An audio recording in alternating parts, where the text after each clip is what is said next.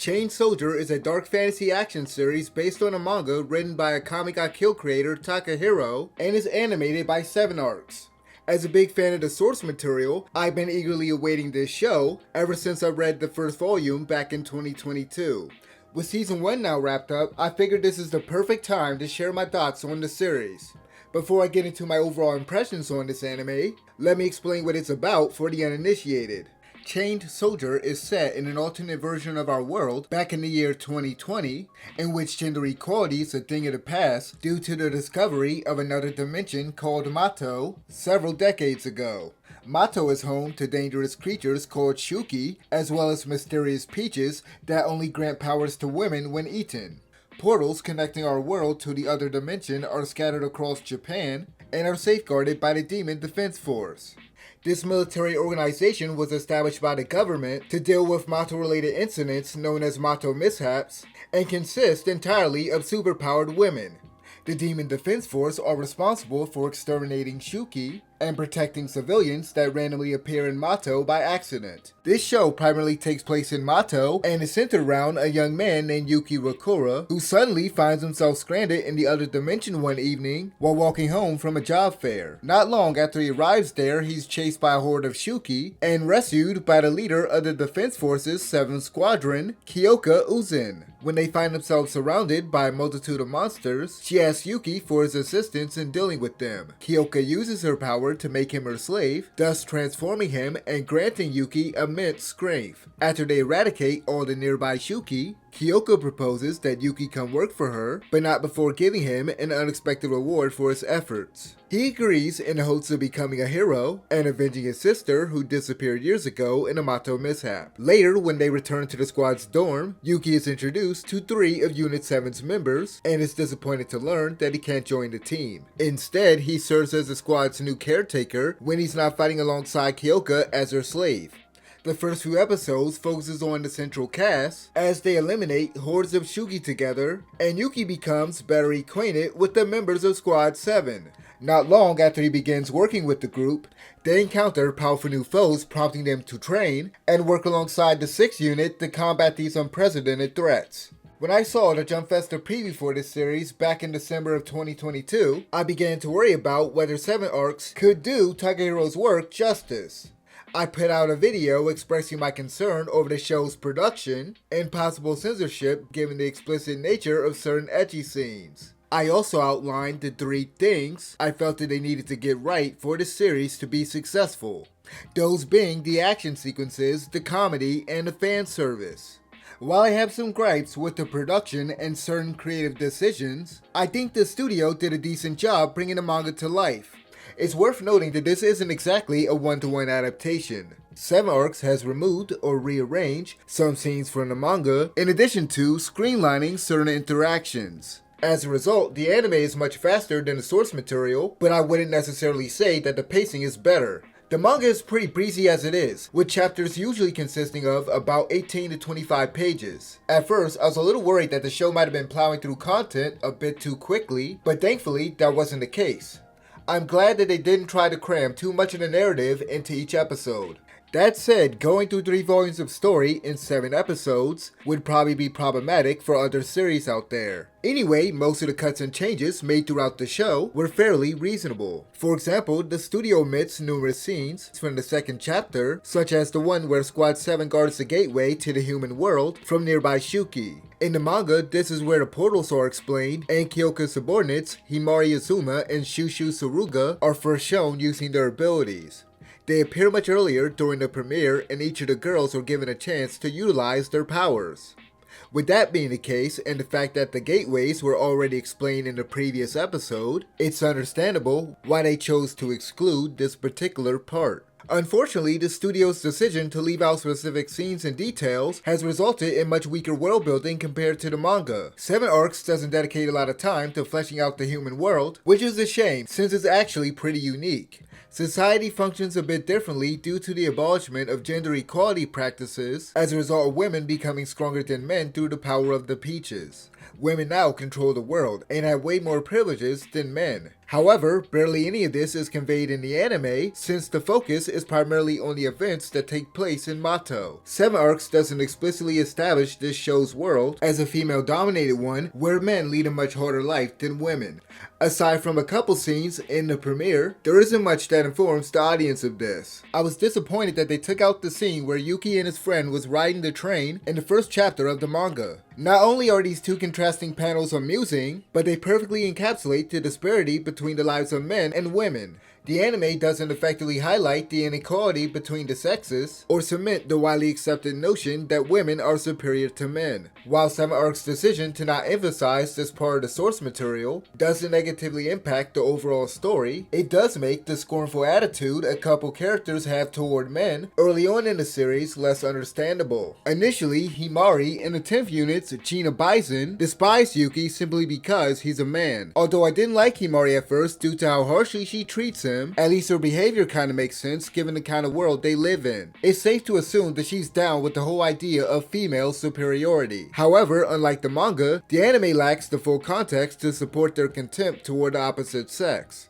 Anyway, aside from the inferior world building for the human realm, the anime still does a decent job expanding on Mato and the Demon Defense Force over the course of the season. The studio also elaborates on the backstories of the main cast, even more than the manga, by adding extra flashbacks, showing their past before coming to work for the Demon Defense Force. There's more exposition here than in the source material, but it's quick and it doesn't disrupt the flow of the story. Scenes depicting Yuki's childhood with his older sister Aoba, or Shushu at school with her friends were nice to see. Chain Soldier has a great and memorable cast that stands out from one another due to their distinct personalities and solid character designs. Each character has been written very well and for the most part remains faithful to Takahiro's original work. Yuki is the only one whose characterization seems slightly off compared to his manga depiction. The studio has altered or removed some of his lines and have honed in on Yuki's core motivations. His dream of becoming a hero and avenging his sister, Aoba. Yuki's desire to be useful and popular with the ladies isn't really touched on outside of the premiere. Series writer Yasuhiro Nakanishi leans heavily into the protagonist's hero side, while downplaying his yearning for a girlfriend and concerns about being needed in the beginning. Kyoka is still a confident leader who can be pretty stern, but also friendly and understanding depending on the situation. She is usually quite cool-headed and is very supportive of her team. Kyoka's goal is to become the Demon Defense Force's next Supreme Commander and eradicate every Shuki. She also wants revenge on a powerful one-horned Shuki that slaughtered the people of her village. Kyoka's power, Eternal Chains, Slave, allows her to enslave living things and draw out their full potential. After trying out her ability on Yuki as a last-ditch effort to save them from a group of Shuki, she decides to partner up with him in order to get the most out of her Peach's blessing. However, Kyoka's power has a rather fitting drawback, which compels her to reward whatever she enslaves based on the effort they put in. These rewards are dependent on the slave's latent desires, which in Yuki's case tend to be quite perverse and unusual. The scenes where he's being compensated for his work are quite humorous and generally feature a good amount of fan service. These reward scenes serve as a nice reprieve after an action sequence and usually contain some amusing interactions between the characters given the things Kyoka is forced to do. I'm not exaggerating when I say that there are some really absurd moments in the show, especially later on in the season. I love how Yuki is always shocked by his own depraved cravings and asks whether what's happening is part of his reward. Also, Kyoka calling him out for being a pervert always got a chuckle out of me. Generally speaking, the ecchi scenes are written wonderfully, with the author always inserting the fan service in a way that feels organic. This show has a lot of fan service in it, from brief panty shots to longer moments containing some uncensored nudity. I was very glad when I heard that this anime was going to be available without any censorship. Given what happens during some of Yuki's reward scenes, there was no way they could have done the manga justice had they censored anything. That said, there were a couple moments I wish were handled differently in terms of how it was presented. The studio used what I assume was a bloom effect for a couple of them, which I thought was way too bright. There was also one particular scene that I felt was a bit too quick. Nevertheless, most of these sequences were executed fairly well and were very entertaining. I was always looking forward to seeing what ridiculous scenario Yuki's subconscious would come up with next. It's a shame that 7 Arcs had to cut a couple of these reward scenes as a result of the studio omitting the events that preceded them. There was one particular moment that was pretty amusing in the way that the author plays with the expectations of both Yuki and the reader. Episode 4 has a similar kind of unexpected reward scene in which he earns a more modest reward for his efforts. In general, Chain Soldier's comedic moments were always on point and were handled competently. There are some very funny sight gags and physical humor throughout the season. Anyway, Takahiro manages to perfectly balance the ecchi and comedic elements with the other facets of the series. One of the ways he offsets the abundance of fan service and sexuality is through the inclusion of Squad 7's youngest member, Nei Okuwamura. This cute character brings some much needed innocence to the show as she provides support for Yuki and her squad mates. Nei serves as a team scout by utilizing her clairvoyant powers to search Mato for Shuki and other abnormalities. Unlike Himari, Nei is very welcoming of Yuki and fully embraces her role as his superior without talking down to him. Kyoka's lieutenant, Himari, admires her commander's strength and hopes to be just like her.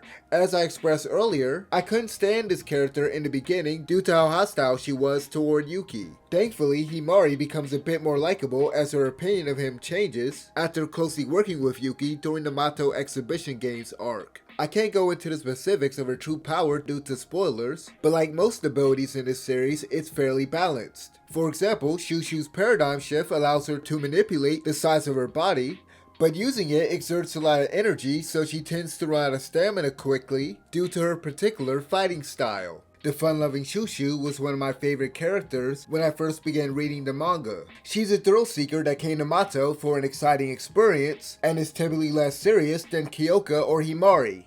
Episode 2 focuses mostly on her and Yuki's first interactions with each other as she teases and tricks him for her own amusement. In general, Shushu has some great scenes with him and Squad 6's Sahara Wakasa. Sahara and her comrades, Lieutenant Yachio Azuma and Commander Tenka Izumo, are introduced during the Mato Exhibition Games arc, along with a few of the series' primary villains. The members of the 6th unit have some pretty OP abilities and striking personalities that make them very likable characters. Sahara, for instance, is cheerful and a bit playful, yet not nearly as energetic as Shushu. She works nicely as a foil to Shushu, with many aspects of the character contrasting perfectly. Besides having a more mellow attitude than Shushu, Sahara is also a lot more mindful about how she uses her power and behaves in a less foolhardy manner. As for her ability, Crazy Sheep, it's basically just Super Saiyan with a time limit modifier. There isn't as much focus on Sahara as there is for Tenka or Yachiho, but regardless, I did enjoy many of her scenes. A decent amount of time is dedicated to fleshing out the distant relationship between Yachiho and her younger sister, Himari, near the beginning of the 2nd arc. Yachio quickly became my favorite character as I began reading the 2nd volume of the manga. I love how Takahiro wrote her as this conceited, overconfident woman who initially looks down on Himari and sees her as useless. Nini Hayata does a fantastic job voicing the character and really nails her self-satisfied laugh. Later, once they're on better terms with each other, Yachio's true feelings and desire are revealed in a really comical way, which I won't spoil. Her ability, Golden Hour, allows her to stop or reverse time for a minimum of 5 seconds. I like how she strikes a pose whenever she uses her power. That's an aspect of her character that I think JoJo fans will appreciate. Commander Tenka is a tough one to talk about without venturing into spoiler territory, so I won't say too much about her. Much like Kyoka, she's usually quite even-tempered, but is also way more easygoing and impulsive by comparison. She gets a sizable amount of screen time during the 2nd half of the season, with episode 7 showcasing just how strong she is. Tenka is the most powerful member of the Demon Defense Force introduced so far, and it's easy to see why she's such a fan favorite given her unexpected behavior off of the battlefield. There are many great moments with this character, several of which involving Yuki. Anyway, the main villains of the series, the 8 Thunder Gods, are established effectively as a real threat to humanity. However, their motivation for why they want to destroy humankind is sorta unclear at the moment. One of the group's members, Ryren, makes his hatred for the human race very clear at one point. Conversely, their leader Shukoku seems to be fascinated by humans, while Juryu appears indifferent about them. Without knowing exactly why they want to wipe out the people of Earth, I can't really say that they're great or compelling villains yet. There also just hasn't been a lot revealed about each of these so-called gods to make a definitive judgment right now. At the very least, they function well as an opposing force for the heroes to contend with, and their actions against them have been sensible so far.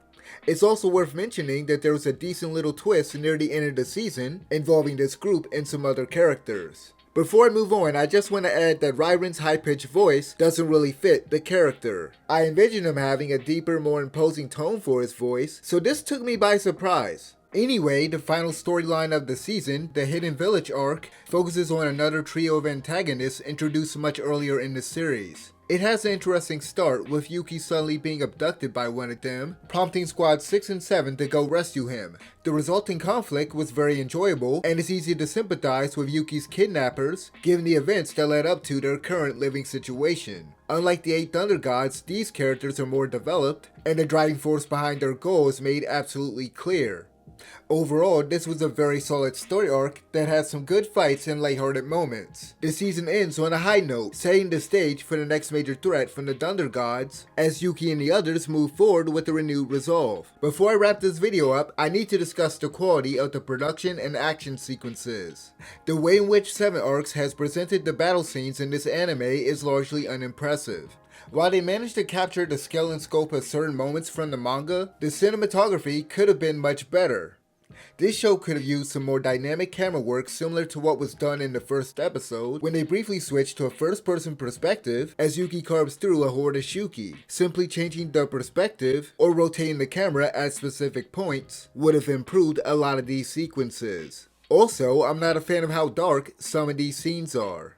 The lighting in this particular scene is way too dim, and it really took away from this moment in the story, rather than supplementing it by reflecting the mood of the characters. I was very disappointed by how this part looked in comparison to the source material. Generally speaking, the art direction of the anime doesn't come close to Yui Takamura's excellent artwork from the manga. I wasn't very keen on this show's art style when I saw the preview years ago, and I still wish we got something different instead. That said, one instance where I thought the art direction truly shined was during Shushu's match against Sahara. The animation seemed a lot more polished compared to what the studio had produced up to that point. Perhaps the way it was animated and the lack of CG allowed me to appreciate it a little more. In any case, I actually enjoyed this fight way more here than I did reading it in the manga. Unfortunately, 7 Arcs tends to utilize CG a ton throughout the series, and the 2D animation can be inconsistent, with some parts looking smoother than others. They switch between these two mediums quite often, so it can be a bit jarring, and depending on the quality of the 3D models, it may also be very distracting at times. Occasionally, the CG was so bad that it kinda took away from my enjoyment of certain action scenes. For example, there's a brief moment in the series premiere where Yuki's model looked like it was ripped from a Nintendo 3DS game. There was also some pretty rough CG for Yuki and Himari in the 5th episode that I can't show as it contains spoilers. As awful as the CG can look sometimes, it's far from the worst I've ever seen. It never drops to the same level of quality as some of the hideous stuff found in shows like Kamikatsu or Orifueta. The CG used for the random Shuki that Yuki and his comrades encounter can vary in terms of quality. However, the 3D models used for the 3 named Shuki during the last few episodes looked way better than the generic ones that usually appear throughout the show. Nevertheless, the studio's excessive use of 3D during many of the combat sequences really lowered the production values, essentially making the show look cheap. Animation aside, the action itself is actually pretty solid. Takahiro has come out with some really cool and exciting fight scenes.